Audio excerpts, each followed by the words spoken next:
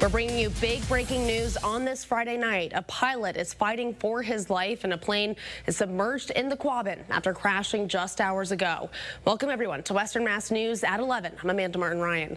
The crash drawing a massive emergency response around the reservoir. That's where Western Mass News reporter Addie Patterson is live from tonight with the late breaking details. So Addie, we know this plane went down in the town of New Salem. What else have you gathered?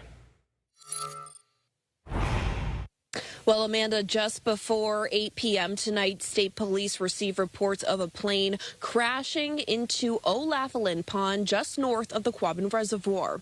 Right now, we do know it happened near Route 122 here in New Salem.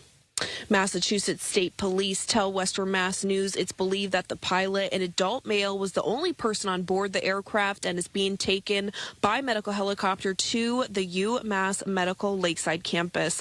When witnesses reported the incident, they said the person in the water was calling for help. The plane is now fully submerged and will remain in the pond until personnel and equipment are able to remove it.